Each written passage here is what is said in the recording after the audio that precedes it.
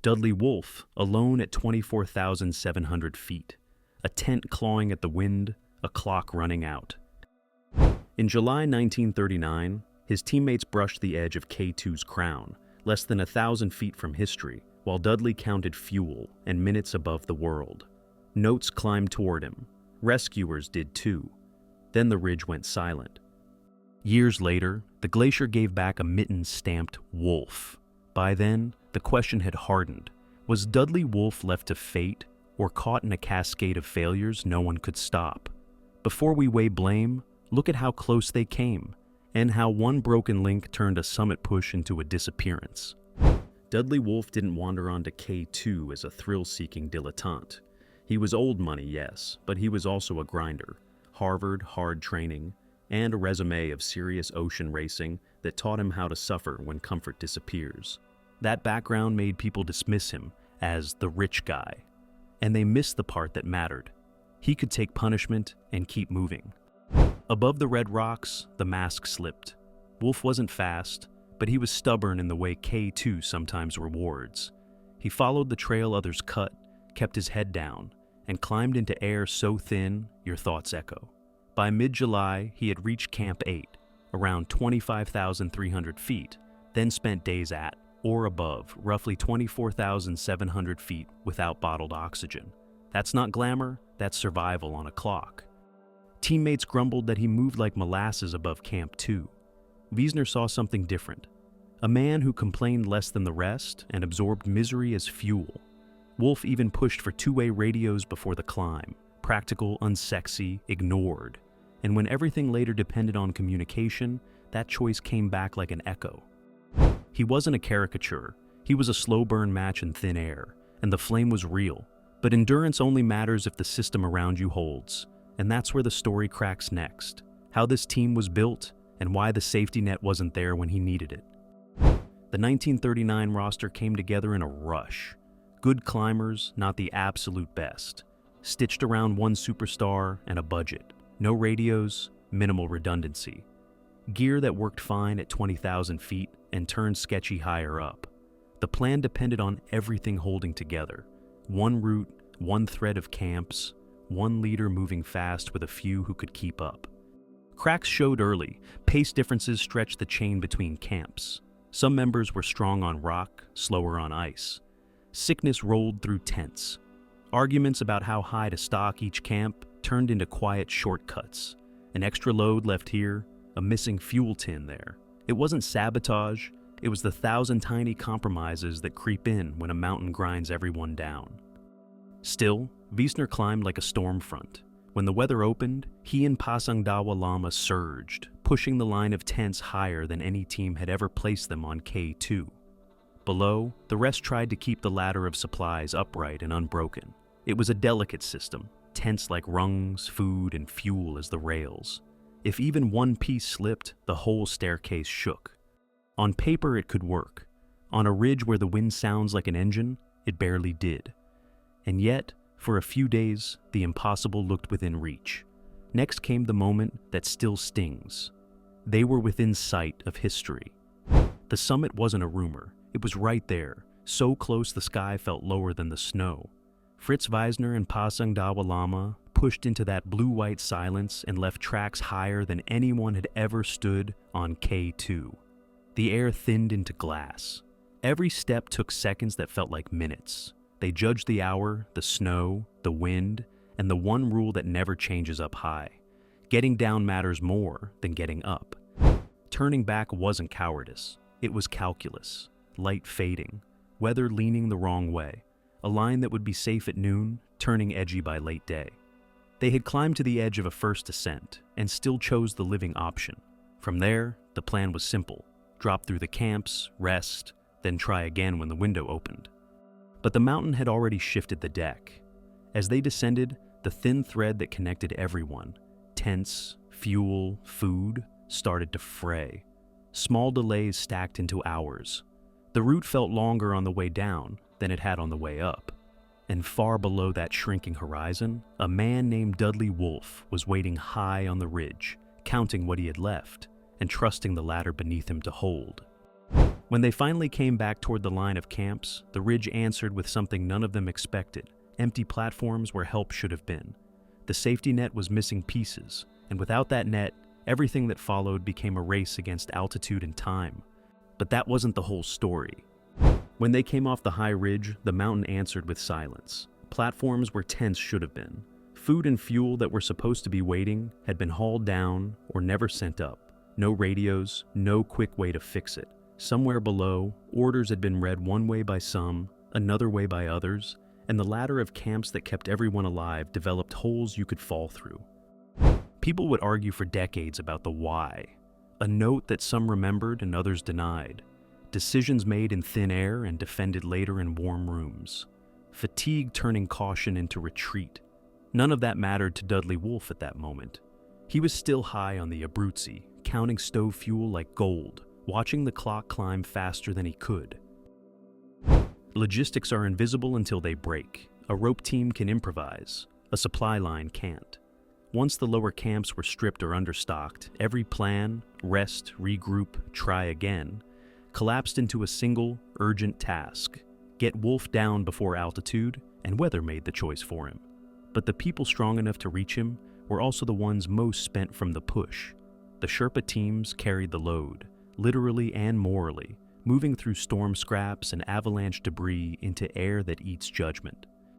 By the time word filtered up that Wolfe was still in his tent and not descending on his own, the rescue was already behind schedule. The ridge felt longer than before. Winds punched the gullies, snow sloughed off slabs and piled in the wrong places.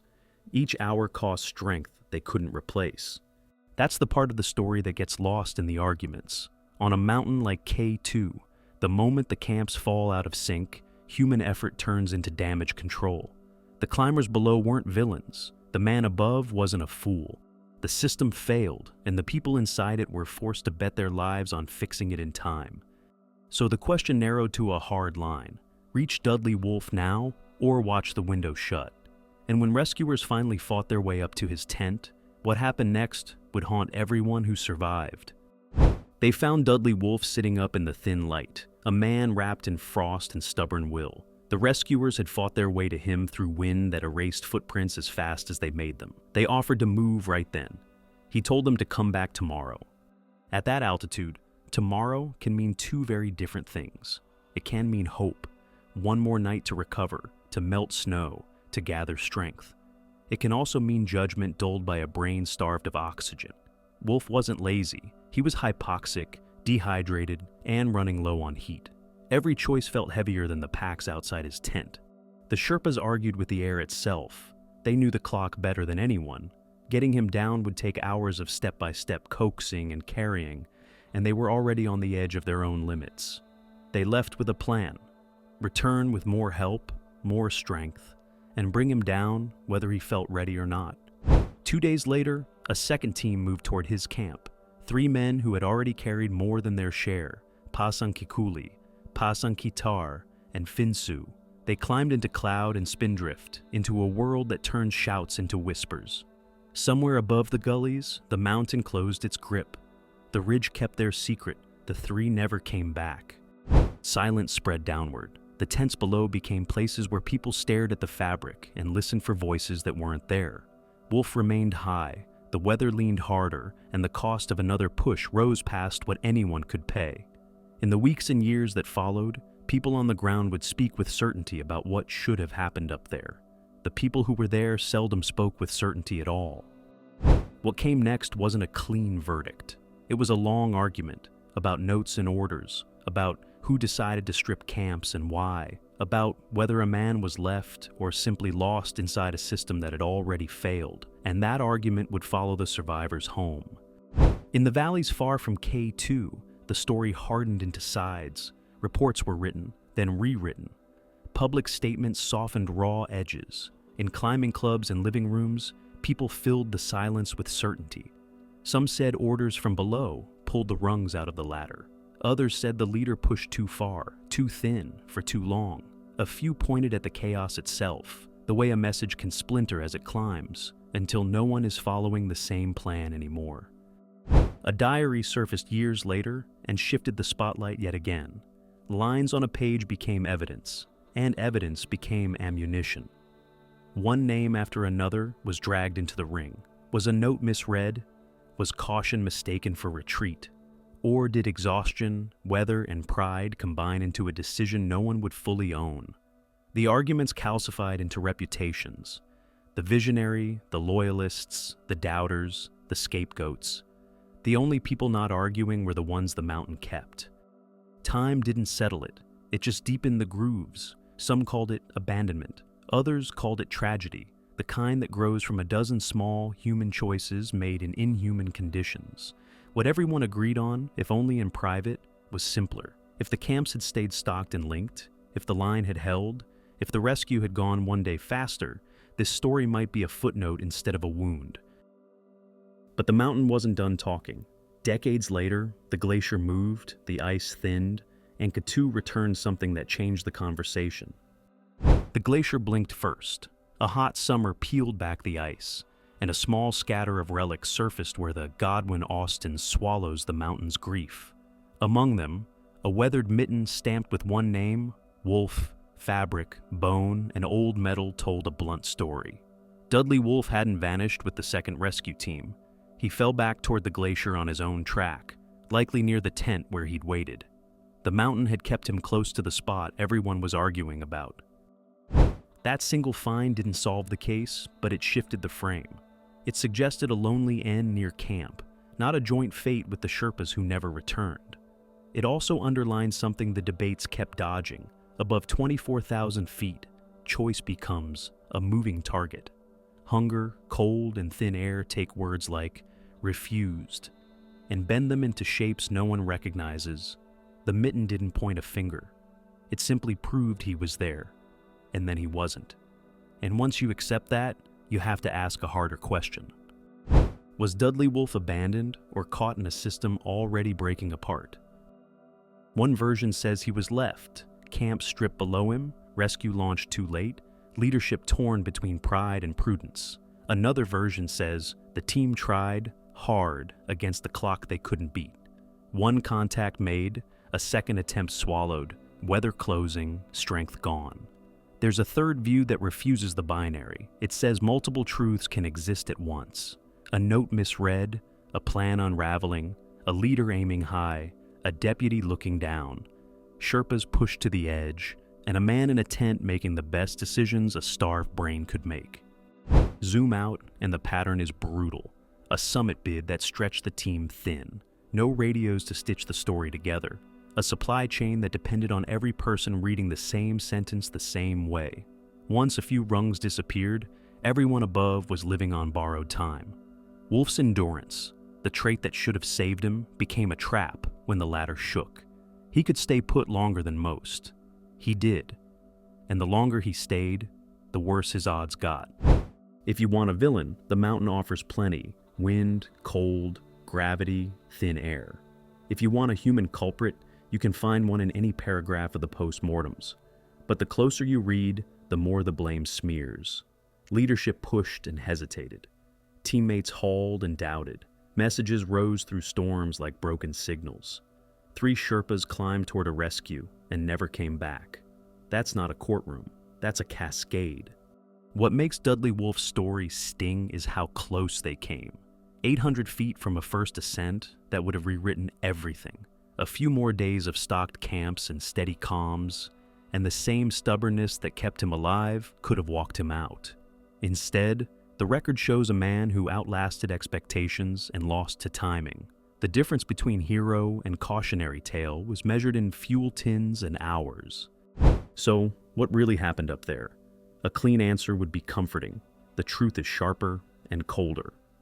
A strong climber waited where he was told to wait. Rescuers reached him once, then tried again, and were erased. Camps thinned when they needed to thicken. Pride, fatigue, and weather braided into a rope that looked solid until it snapped. Wolfe died within reach of help that never arrived all at the same time. That's why his name won't leave the story. Not because he was rich or slow or new to the big ranges, but because he exposes the line every team walks in the death zone. How far you push, how tightly you plan, and how quickly you admit the plan is failing. Dudley Wolfe didn't disappear. He was documented, visited, disputed, and finally found. Proof that the mountain remembers long after we have finished arguing. He climbed higher than almost anyone of his era and spent days in air that leaves most people on their knees. He trusted the system to bring him down, and the system didn't. Decades later, the ice handed back a name tag and a warning. We can keep trading accusations. Or we can ask the only question that matters when triumph is 1,000 feet away. What do we owe each other when the ladder starts to shake?